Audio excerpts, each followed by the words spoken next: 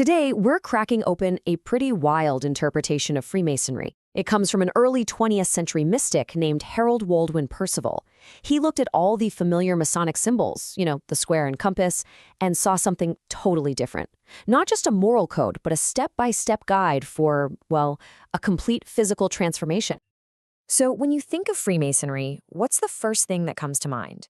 Is it secret handshakes? Maybe powerful old guys in smoky rooms deciding the fate of the world. What if the biggest secret wasn't about any of that? What if it was something way more personal and a whole lot stranger? Yeah, you heard that right.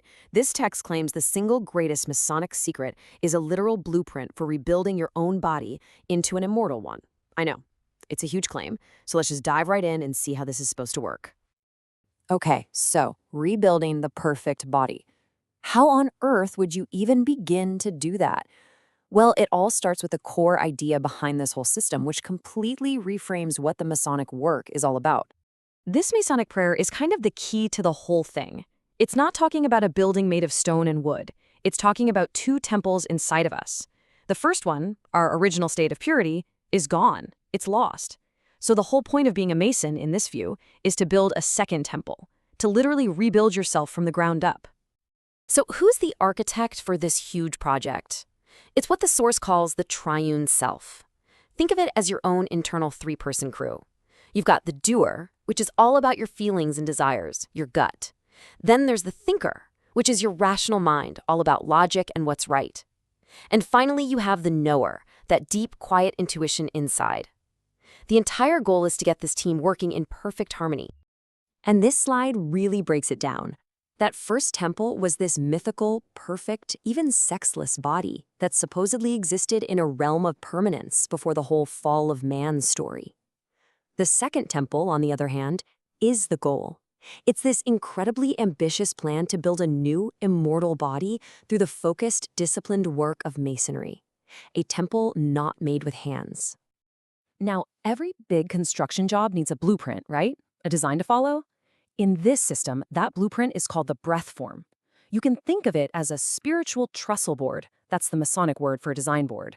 It's where every single thought you have and every action you take is etched. That pattern becomes the unique design for your own great work. So, how does this amazing construction project actually happen? Well, the path is laid out in the first 3 degrees of Freemasonry. Each degree isn't just a ceremony. It's a very real and practical stage of the building process. The progression makes perfect sense when you look at it this way. First, as an entered apprentice, you just learn how to use the tools. Then, as a fellow craft, you start actually applying them. And finally, as a master mason, you achieve total mastery over the whole process, and the temple is finished.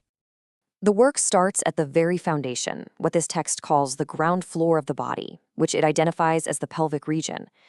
This is where the entered apprentice, our doer, our heart, learns the first and most important lesson: how to get a handle on the raw, powerful energies of passion and desire. And the apprentice gets a couple of symbolic tools to get started. The 24-inch gauge, which is basically a ruler, becomes a tool for managing your time and living a disciplined life. And the gavel, used for chipping away at rough stone, becomes the force of your own will, used to chip away at your own vices and imperfections. Once that foundation is solid, the work moves up to the middle chamber of the temple. Now, the fellow craft goes beyond just controlling passion. This is where the doer's energy gets connected to the thinker's light. It's a huge shift from just discipline to applying conscious, clear reason. The tools for this stage are all about mental construction. You've got the plumb, which helps make sure your thoughts are upright and true. The level, which brings balance and equality to your thinking. And the square, which represents that perfect mental state you achieve when uprightness and equality are perfectly combined. And finally, we get to the Master Mason. This is the grand finale. This is where the whole internal crew, the doer, the thinker, and the knower, are all raised and brought into perfect sync. The final tool here is the trowel, which is used to spread the cement that binds everything together, symbolizing a new, unified consciousness. But finishing this temple isn't just about using the right tools. There's a whole dramatic story at the very heart of the Master Mason degree, and it's all about a figure named Hiram Abiff, the Master Builder. So the classic story goes something like this. Hiram is the architect, the only one who knows the master's secret word. 3 of his workers try to force it out of him, and when he refuses, they kill him. Later, his body is found and he's resurrected. It's this powerful story of death and rebirth that's the real climax of the Masonic journey. But here's where it gets really interesting. In this unique interpretation, who, or maybe what, is Hiram Abiff supposed to be? Because the answer, well, it changes everything. Okay, get ready for this. Percival's answer is that Hiram Abiff isn't a person at all. He is a symbol for our own creative, sexual life force. The idea is that when this incredibly powerful internal energy isn't wasted, but is saved and consciously redirected up through the body, it becomes the true master builder of our immortal temple.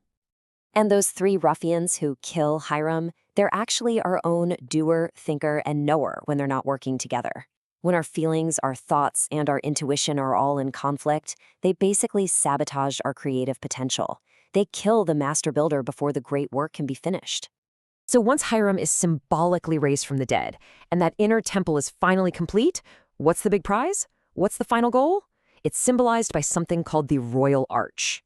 Now, this slide gets into a really subtle but important idea. The text separates the name of God from the word. So think of the name, like Jehovah, as representing the divine potential locked inside your physical body, a potential you can't even speak until the body is perfected. But the word, represented here as IAOM, that's different.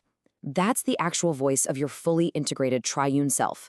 It's the famous lost word that Masons are always searching for, finally found when the work is done. All right, let's zoom out for a second. Why all this focus on geometry, on symbols and tools? Why not just write this stuff down in a straightforward manual? Well, according to Percival, there's a very good reason for it. This quote really nails it. Geometrical symbols are seen as true forms. They're pure ideas. They don't have the messy color of our own personal feelings or opinions attached to them. So by meditating on these symbols, the idea is that you can connect directly with universal truths without any distortion. And that's really where it leaves us, with this incredible vision of Freemasonry as a complete guide to human evolution, hidden in plain sight. It kind of makes you think, doesn't it? This text sees a universal blueprint in a simple square and compass. So what are the symbols that define your world? And what hidden blueprints might be waiting inside them for you to discover?